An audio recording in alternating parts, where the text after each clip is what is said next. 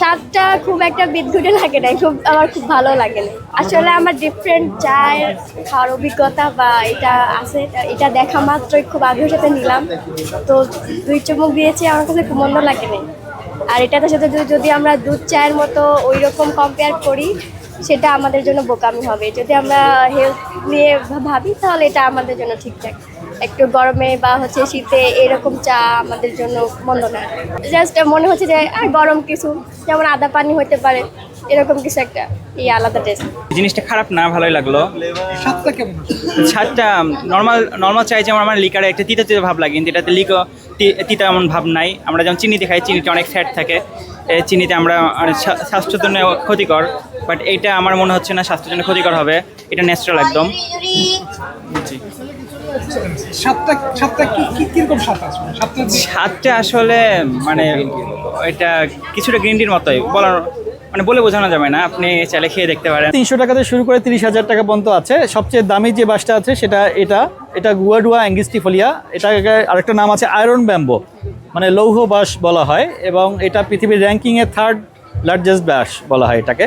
এবং এই বাসটার অরিজিন হচ্ছে কলম্বিয়া বা আমেরিকা অঞ্চলে এই বাসটাই বেশি করা হয়। কলম্বিয়া বাঁশ হচ্ছে আমাদের এই অঞ্চলেরই, কিন্তু পৃথিবীর 80% বাঁশ হচ্ছে এশিয়া মহাদেশে উৎপন্ন হয়। আফ্রিকায় বাঁশ নেই, ইউরোপেও বাঁশ খুব কম হয়, আমেরিকাও এই যে গুয়াডুয়াটা হয়, এটা বেশিরভাগ বাঁশই আমাদের দেশে হয়, মানে এই অঞ্চলে হয়, চায়না থেকে শুরু করে ইস্ট এশিয়া এই মহাদেশেই হয়। এবং এই বাসটা আমরা এনেছি এবার প্রথমবারের মতো।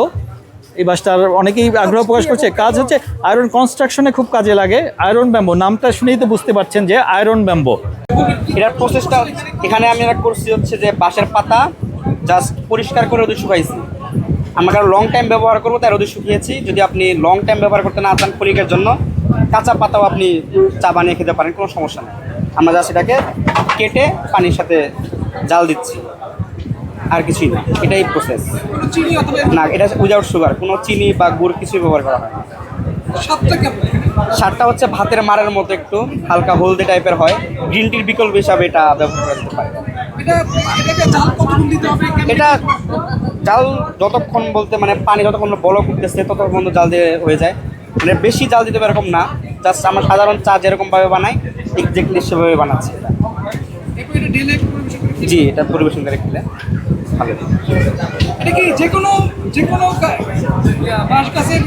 জি, এটা যে কোনো বাঁশের পাতা দিয়েই বানানো সম্ভব, কুচি পাতা প্রয়োজন। তবে আমরা এখানে খাওয়ানোর জন্য ফাউন্টেন বাঁশের পাতা ব্যবহার করছি। এই যেটা হচ্ছে ফাউন্টেন বাঁশের পাতা, এটার ফ্লেভারটা একটু সুস্বাদু হয় এবং একটু ঘ্রাণটা ভালো হয় আর কি। কিন্তু সব ধরনের বাঁশের পাতা দিয়ে বানানো সম্ভব।